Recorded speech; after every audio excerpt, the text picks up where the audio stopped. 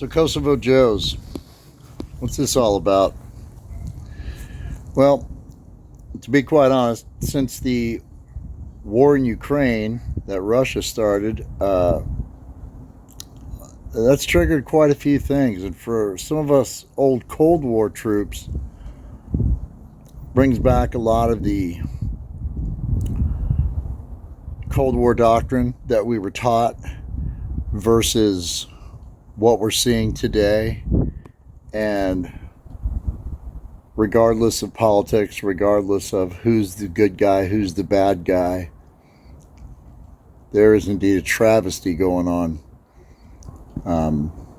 And good people are just trying to escape their country alive at this point. We, of course, fell under NATO at the time, whereas in Somalia, we were there under a UN resolution. And there's a stark contrast between a NATO op and a UN op, besides the amount of facial hair on the troop.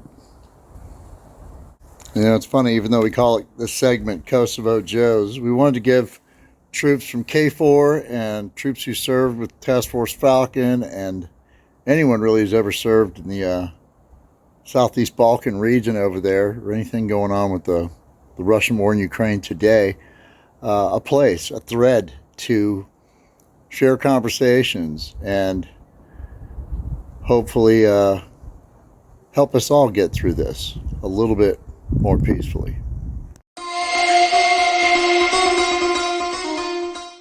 So I know you're going to have a hard time believing this. I had a run-in with a leg sergeant major, brigade sergeant major over in Kosovo, and he dug into my butt one night about calling my troops Joes. Now, I came to Kosovo from Bragg, where everybody below E5 is a Joe. Just the way it is. I was actually now working for the task force commander, who happened to be Brigadier General Carlos Sanchez, a paratrooper. I owe a lot to General Sanchez. My troops and I truly respected him. And in seeing that we were from Fort Bragg, he saw my wings. He said, "Are you the only paratrooper in this bunch of firefighters?" And I said, "Yes, sir. I'm actually the last airborne firefighter on jump status right now."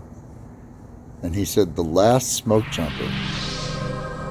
And that's who gave me my call sign. So the Sergeant Major says, "Do you think it really reflects well on the leadership and your subordinates running around calling these troops Joes?" It was cheesy and it was wrong. But I took a footnote from a movie from the past. I said, "Not General Sanchez is asking." Who?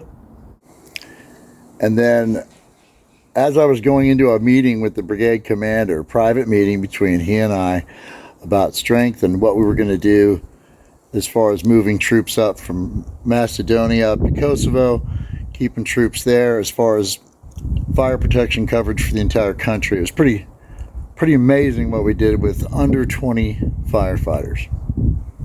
So as this meeting comes to a close, the colonel and I walk out of this Expando van, and the sergeant major meets us on the sidewalk there, and one of my troops, Jerry Mulcahy, walks up and says, "Hey, Sergeant Breland, you want me to rally up the Joes?" And I just said, "Raj." The colonel, who was not a leg, gave me a hearty airborne, a nice salute, and then we got to stay in Kosovo for 6 months. So that's the deal behind Kosovo Joes. If you guys have any ideas or any suggestions for topics, I was there in 99-2000. I served as the Task Force Falcon Fire Chief. We had fire protection at Camp Bonsteel, Kosovo, of course.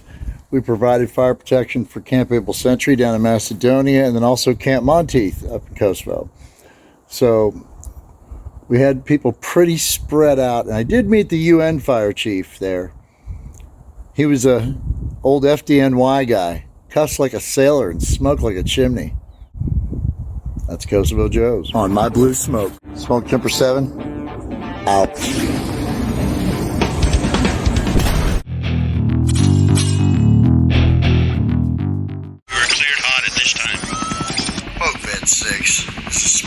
24/7. Roger that. Next mission, time now.